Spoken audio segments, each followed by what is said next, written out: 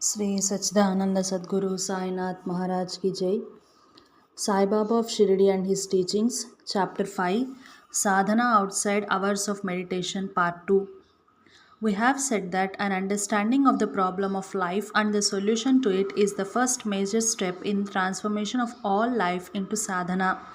This understanding can be made more vivid by a study of similar analysis of the problem offered by perfect ones like the Buddha and Bhagavan Ramana Maharshi. This can be further supplemented by diligent study of Bhagavad Gita.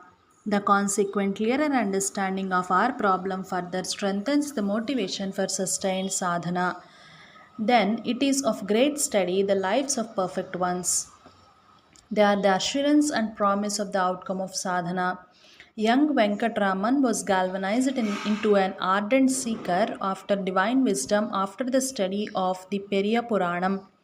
By studying the lives of several Mahatmas of different religions, we understand the dynamics of spiritual endeavor along different paths and the relationship between them. Eventually, our heart will be able to choose one of them as our example. This prepares us for the third step, that is, contacting a perfect sage to tune ourselves to him when we meet him. The next major step is contacting a living sage. This can be done in two ways. A seeker can ardently pray for the divine guidance in this matter and study Sri Guru Gita, Sri Guru Charitra, and the life of the saint that had attracted us most during our earlier study.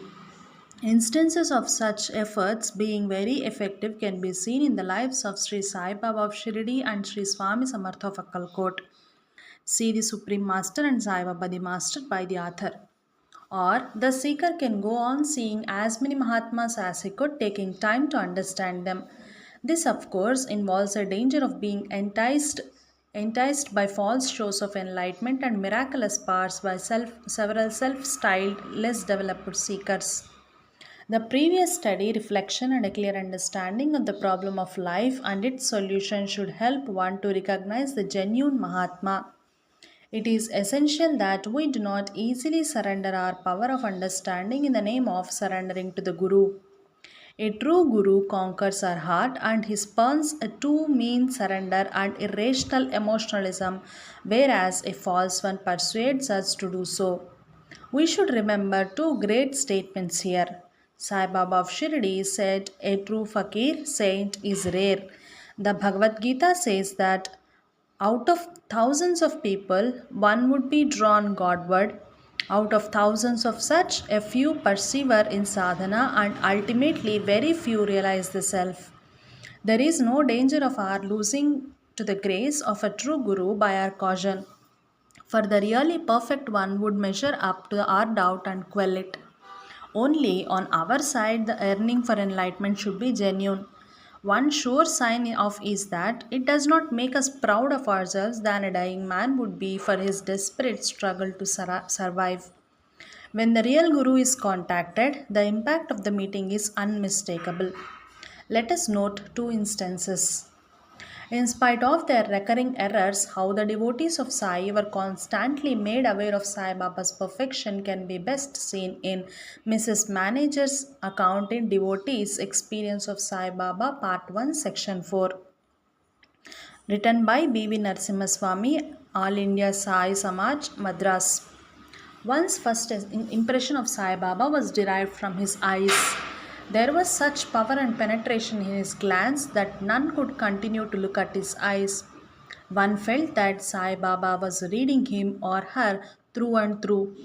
Soon one lowered one's eyes and bowed down. One felt that Sai, was not only in one's heart but in every atom of one's body. A few words, a gesture would reveal to one that Sai Baba knew all about the past, present, and even future, and about everything else. There was nothing else to do for one except to submit trustfully and to surrender oneself to him. And there he was to look after every minute detail and guide one safe through every turn and vicissitude of life. He was the Antaryamin, call him God or Satpurusha, one who is in the absolute state of being, in Sahajasthiti, the original state, or what you like. But the overpowering personality was there. and in his presence no fears, no questionings had any place, and one resigned oneself, and that was the only course, the safest and the best course. One noticeable difference between Sri Sai Baba and other saints struck me. I have moved with other notable saints also. I have seen them in high samadhi or trance condition, entirely forgetting their body in its course, effacing the narrow notion of the self confined to the body. And I have seen them later getting conscious of their surroundings, knowing what is in our hearts and replying to us. But with Sri Sai Baba, there was their peculiar feature. He had not to go into trance to achieve anything or to reach any higher position or knowledge. He was every moment exercising a double consciousness, one actively utilizing the ego called Sri Sai Baba and dealing with other egos in temporal or spiritual affairs, and the other entirely superseding all egos and resting in the position of the universal soul or ego. He was exercising and manifesting all the powers and features incidental to both the states of consciousness. Other saints would forget their body and the surroundings and then return to it, but Sri Sai Baba was always in and outside the material world. Others seemed to take pains and by effort to trace the contents of others' minds and read their past history. But with Sri Sai Baba, this was not a matter of effort. He was in the all knowing state always. It is not merely his power that endeared him to his devotees. His loving care, combined with those powers, made Shirdi a veritable paradise to the devotee who went there. Directly we went there, we felt safe that nothing could harm us. When I went and sat in his presence, I always forget my pain, nay, the body itself with all mundane concerns and anxieties. His accessibility to all at all hours practically was a remarkable feature of his. My Darbar Royal Assembly is always open, he used to say at all hours. He had nothing to fear from scrutiny and nothing shameful to conceal. All his actions were open and above board. Another distinguishing feature of his life was freedom from care and anxiety. He had no interest to serve or protect, no institution to seek support for or maintain, no acquisitions to safeguard, no private property to feel anxious about. That the influence of Mahatma's presence is unmistakable and cannot be a subjective fancy of the devotee is borne out by the fact that a skeptic is made aware of it. Paul Brunton, an English journalist who visited Maharshi, was quite a skeptic. He describes his experience on his first visit to Maharshi in his book, A Search in India, thus: it is an ancient theory of mine that one can take the inventory of man's soul from his eyes, but before those of Maharshi, I hesitate, puzzled, and baffled. There is something in this man which holds my attention as steel are held by a magnet. I cannot turn my gaze away from him. My initial bewilderment, my perplexity at being totally ignored, slowly fade away as this strange fascination begins to grip me more firmly. But it is not till the second hour of uncommon scene that I became aware of silent, resistless change which is taking place within my mind. One by one, the questions which I have prepared in the train with such meticulous accuracy drop away, for it does not now seem to matter whether they are asked or not, and it does not seem to matter whether I solve the problems which have hitherto troubled me. I know only that a steady river of quietness seems to be flowing near me, that a great peace is penetrating the inner reaches of my being, and that my thought tortured brain is beginning to arrive at some rest. How small seem those questions which I have asked myself with such frequency. How petty grows the panorama how petty grows the panorama of the lost years. I perceive with sudden clarity that the intellect creates its own problems and then makes itself miserable trying to solve them. This is indeed a novel concept to enter the mind of one who has hitherto placed such high value upon intellect. I surrender myself to the steadily deepening sense of the restfulness until 2 hours have passed. The passage of time now provokes no irritation because I feel that the chains of mind made problems are being broken and thrown away. And then, little by little, a new question takes the field of consciousness. Does this man, the Maharshi, emanate the perfume of spiritual peace as a flower emanates fragrance from its petals? I begin to wonder whether, by some radioactivity of the soul, some unknown telepathic process, the stillness which invades the troubled waters of my own soul really comes from him. Yet he remains completely impassive, completely unaware of my very existence. It seems this is a mysterious property in this man which differentiates him from all the others I have met.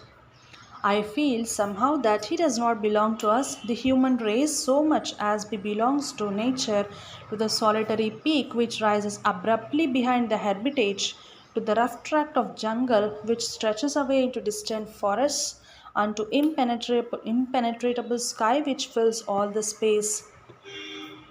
Taken from The Search in Secret India by Paul Brunton, January 13th, 1980, page 140 to 151. It may be useful to note a few outstanding features that are common to realizer sages. They are not self conscious of their own perfection, they do not claim anything. At best, they are amused by the reverence shown to them. They are perfectly open to all, never reaching out for a devotee or shunning him. They are not attached to any single religious tradition to the exclusion of others and reveal a spontaneous understanding of every path of sadhana. They clarify our understanding and never thrust their views on us. Needless to say, they do not criticize any religion or any other spiritual leader. They reveal an effortless and spontaneous life of virtue and never reject any seeker for his failings. They never try to bind the seeker in the allegiance to themselves, nor do they seek to extract any work or service from anyone, either for themselves or for their institutions. For they do not identify themselves with an institution that might have grown around them. They do not induce or prompt anyone to advertise them. Their tranquility is innate and is never perturbed by any cravings, not even for money or recognition. They attach little importance to any formal show of pity by the visitors. They do not get conditioned by the service rendered to them. They are their own masters and their own servants. They do not exhibit their miraculous powers. Any such happen spontaneously and invariably. They serve to awaken the seeker to the omnipresent spirit. They never merely show off their power.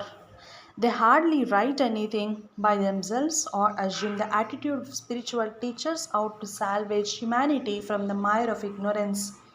They are amused and never appalled by the play of Maya on the seekers. The contact with a perfect Mahatma enlivens all our understanding gained through our previous study and the reflection. In their presence, we gain a taste of realization spontaneously and realize that our life has gained a new dimension through the contact. The tensions that have hitherto entangled us in our spiritual progress are released. Our life acquires a new value and significance to us by the contact.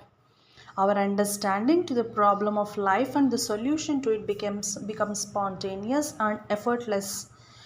The whole of our life gets tuned to them even when we are away physically, and our mundane concerns beyond the necessities of life drop to the level of mere more responsibilities without any emotional overtones. All this may or may not dawn on our experience on the first or any single visit to the Mahatma. This should not be anticipated or even conjured by our efforts in the presence of a holy one. It is only meant to be an aid to recognize it when it happens or otherwise. Contact with a Mahatma is not a matter of experience which is localized or confined to certain moments. It is a continuous process which will never cease.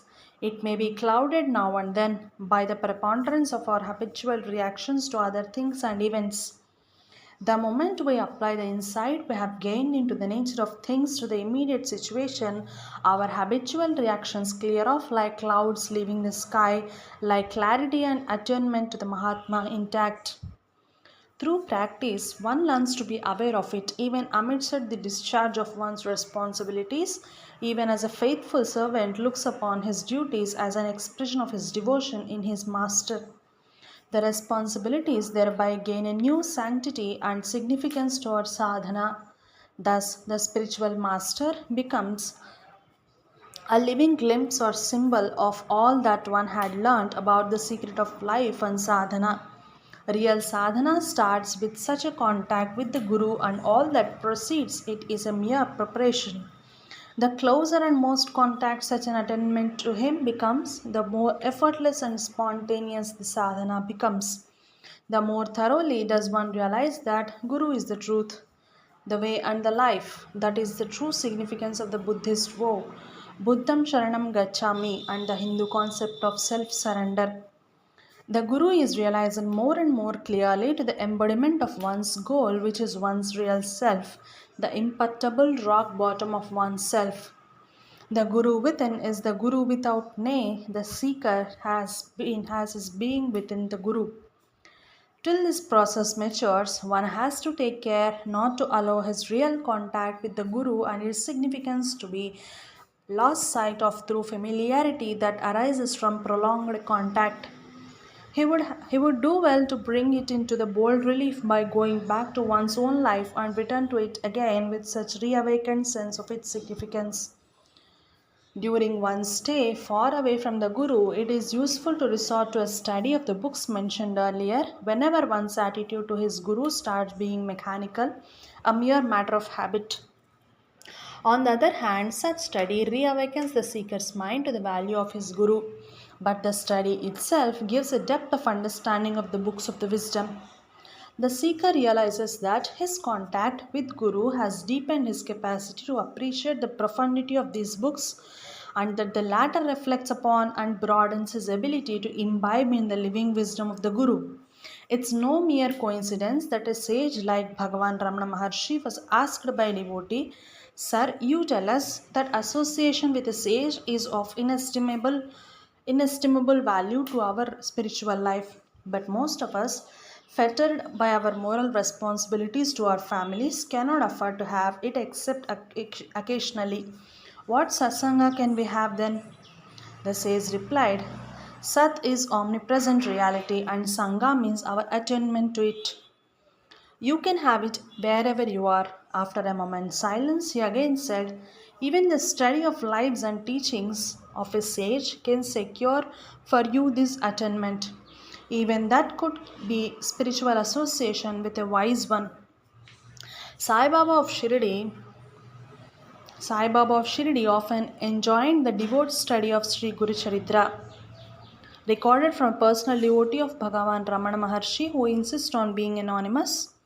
A record of the lives and teaching of Sripada Sri Vallabha and Sri Narasimha Saraswati, who are considered to be the incarnation of Lord Dattatreya. When his devotee Anna Sahib Dabolkar persuaded him to extend his consent for the composition of the account of for composition of an account of his life, Sai Baba assured him that his work would serve a similar purpose to his devotees. The Bible derives its value chiefly from the Gospels. Sage Vedavyasa considers that the Bhagavata is of greater value to the seeker after liberation than his other Puranas. What distinguishes the Bhagavata in the account of perfect sages that it contains? The direction given by the Chandogyopanishad that a seeker after liberation, having prepared himself, should approach a sage who is perfectly realized and also well versed in the scriptures is thus fully corroborated by the verities of spiritual life. Jai Sai Master.